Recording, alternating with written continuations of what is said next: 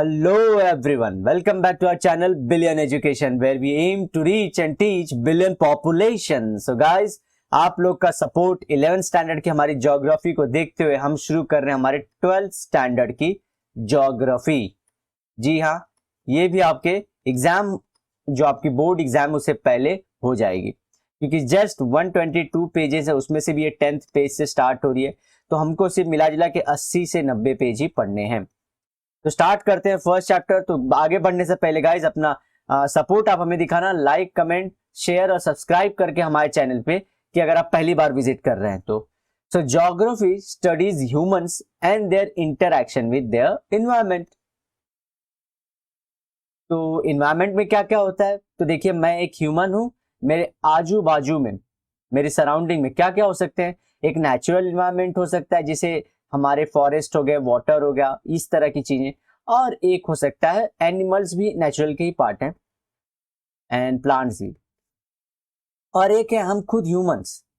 सो दो टाइप के आपको लोग समझ सकते हैं कि मेरे बाजू में कोई है जो ह्यूमन ही है तो वो भी मेरा इन्वायरमेंट ही है, तो हम एक दूसरे से इंटरैक्ट करते रहते हैं। और ज्योग्राफी क्या करता है, इसी को स्टडी करता है कि हमारा इंटरैक्शन कैसा है। The study of population is a part of human geography under a branch called population geography। क्या हुआ, जैसे कि आप लोग समझिए पॉपुलेशन किसको बोलते हैं, एक ही टाइप की स्पीशीज रहे तो उसे पॉपुलेशन बोला जाता है। जैसे आप लोग ह्यूमन के पॉपुलेशन सुने हैं ना, लायन पॉपुलेशन, हॉर्स पॉपुलेशन, ऐसे एक ही टाइप की स्पीशीज की जब हो तो उसे पॉपुलेशन कंसिडर किया जाता है। क्यों बोल रहा हूं, क्योंकि कम्युनिटी, पॉपुलेशन, स्पीशीज ये सब अलग अलग चीजें हैं। इकोसिस्टम जब बात करेंगे तो किसकी बात होगी, इसलिए आप लोगों को ध्यान रखना है, ठीक है। तो ये कौन से ब्रांच के अंदर आता है, ज्योग्राफी की बहुत सारी ब्रांच है, तो उसमें से population geography.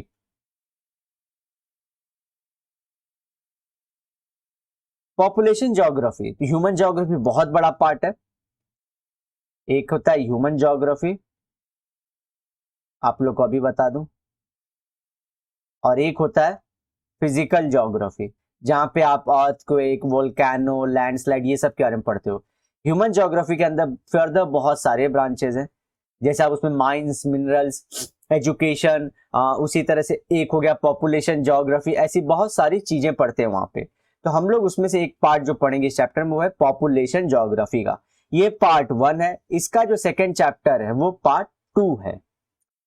Population geography studies human population and its distribution and pattern on the Earth's surface। Distribution मतलब कैसे कैसे बटे हुए हैं। आप देखोगे इंडिया जैसी, चाइना जैसी कंट्रीज में बहुत ज्यादा पॉपुलेशन है, वहीं पे अंटार्कटिका और ऑस्ट्रेलिया जैसी जगहों पे उतना पॉपुलेशन डिस्ट्रीब्यूशन नहीं है। और उसके बाद भी पैटर्न बोलता है। पैटर्न मतलब क्या, आप देखोगे तो पूरे इंडिया में हर जगह पॉपुलेशन नहीं है, बहुत पूरा ज्यादा है इंडिया में। जैसे कि आप डेजर्ट्स ले लो, माउंटेन्स ले लो, और जहां पे वाटर नहीं ज्यादा है वहां पे देखो, वहां पे पॉपुलेशन नहीं मिलेगी। लेकिन शहर देखो, जैसे सिटीज हमारे हो गए मुंबई, दिल्ली, कोलकाता, बेंगलुरु, चेन्नई, हैदराबाद, आगरा, इलाहाबाद, कितने सारे जगहों पे जहां पे पॉपुलेशन ज्यादा है। सो उनका जो कैसे कैसे बटे हैं, प्लस उनका पैटर्न कैसे है। एक होता है स्कैटर्ड, जैसे गांव में आप लोग देखोगे कि आजकल पहले एक ही गांव में सब लोग रह रहे थे तो, और आजू बाजू पूरे खेत थे। अब लोग बाहर निकल रहे हैं, यहाँ पे कोई घर है अपने खेत के उसमें बना रहा है, कोई यहाँ पे बना रहा है। तो इस तरह से अगर फैल जाए तो उसे बोलते हैं स्कैटर्ड, और जमा होके रहे तो उसे न्यूक्लियर बोलते हैं, न्यूक्लियर सेटलमेंट। तो ये सब हम करेंगे चैप्टर के दौरान में। तो मैं आपको सिर्फ रूबरू कराते जा रहा हूँ कि चीजें हम लोग कैसे, वर्ड्स के मतलब क्या होते हैं। Their qualitative and quantitative composition is also studied in this chapter। What is qualitative? जो पॉपुलेशन है उसकी क्वालिटी क्या है। पॉपुलेशन की क्वालिटी मतलब आप क्या समझते हो, जैसे कि डिजीज उनके अंदर है या नहीं है, फिर उसके अंदर यूथ कितने हैं, ओल्ड पॉपुलेशन कितने हैं, उसमें चाइल्ड कितने हैं, मेल कितने हैं, फीमेल कितनी है, कितने एजुकेटेड हैं, ठीक है। ये सब हम लोग चीजें पढ़ते हैं क्वालिटी के अंदर। क्वांटिटी के मतलब नंबर्स, क्वांटिटी मतलब नंबर्स की बात होगी सिर्फ। जैसे कि अगर हम लोग पूरी पॉपुलेशन ले तो कोई कंट्रीज में कितने सिटीज हैं, कितने सिटीज में कितने लोग हैं, सिर्फ नंबर्स की बात हो तो उसे क्या बोलते हैं, quantitative composition. The way of the way the population influences the economy and the development of a region are also points of study in the geography. In this chapter we will study human as a resource. Human resource, resource क्या होता है पता है आपको, जो आपकी need fulfil करे। जी हाँ, आप 10th ज्योग्राफी का एनसीईआरटी का डेफिनेशन दे सकते हैं, anything that satisfied human need will be termed as resource. So मैं एज अ ह्यूमन कैसे हूं रिसोर्स आप लोग के लिए। एग्जाम्पल हम आप दो एक दूसरे को ही ले लेते हैं ना। देखिए मैं पढ़ा रहा हूं अपने हाउस से, फिलहाल लॉकडाउन में हाउस से है, और आप लोग बैठे अपने हाउस में। हम दोनों को मिलाने वाला कौन है, यूट्यूब। सो जो मेरा कंटेंट है, मेरा जो कंटेंट है, जो मेरा रॉ नॉलेज है, वो आप लोग के लिए रिसोर्स है, जो पढ़ के एग्जाम देके लाइफ में आगे बढ़ना चाहते हैं। तो मैं रिसोर्स हुआ कि नहीं हुआ आपके लिए? जी हाँ, मैं रिसोर्स हो चुका हूं।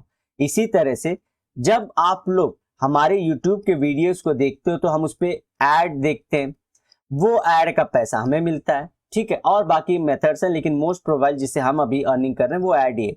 जैसे कि आप लोग ऑलरेडी सुपर चैट्स होते हैं, फिर अपलोड करने का ऑप्शन होता है, जो और इवन मेंबरशिप ज्वाइन करने के ऑप्शन होते हैं, ऐसे बहुत सारी चीजें होती हैं।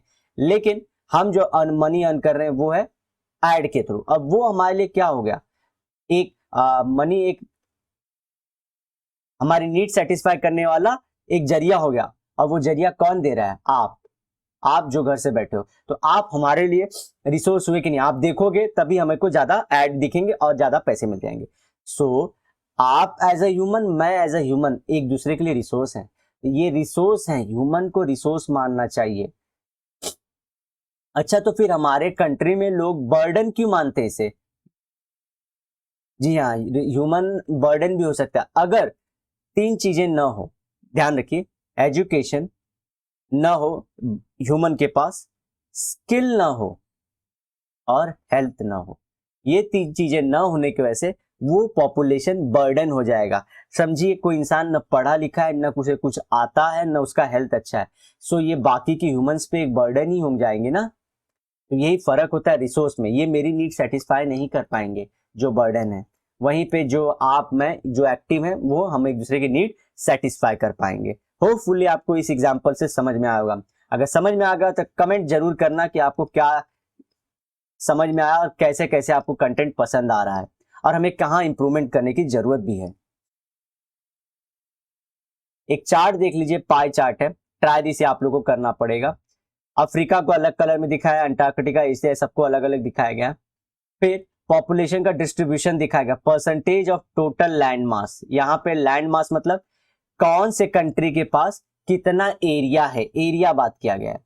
अब वो एरिया में यहाँ पे अलग अलग पॉपुलेशन कितने हैं, लोग कितने हैं, एरिया एंड लोग ये दोनों अलग अलग हैं। तो आप कंपेयर करके देख सकते हैं यहाँ से सबका सब कि क्या है कंपैरेटिव एनालिसिस उनकी। तो ये सब क्वेश्चन अटेम्प्ट करिए, कहीं डाउट हो, कुछ दिक्कत हो तो मुझे कमेंट में बताइए। Geographical explanation. Human population is unevenly distributed throughout the world. Throughout the unevenly मतलब जैसे कि आप बोलोगे कि समझिए हमारे पास 100 एकड़ का एरिया है, एग्जाम्पल ले रहे हैं, 100 एकड़ का एरिया है, हम कितने हैं, 20 लोग हैं, समझिए हम 20 लोग हैं सिर्फ। सो हर 5 एकड़ पे कितने लोग होने चाहिए, एक, 5 एकड़ पे एक, 5 एकड़ पे एक, आराम से ऐसे।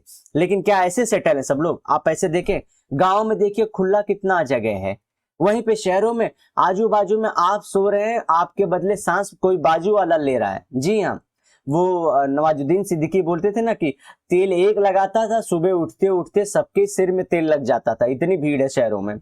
तो वही इवन नहीं है, ये कहीं ज्यादा तो कहीं कम है।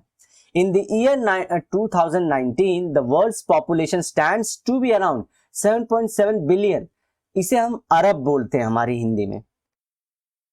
7.5 अरब से भी ज्यादा हो चुका है। Continent wise population distribution is as follows. Continent मतलब आपको पता होंगे कितने कॉन्टिनेंट, 7 कॉन्टिनेंट है।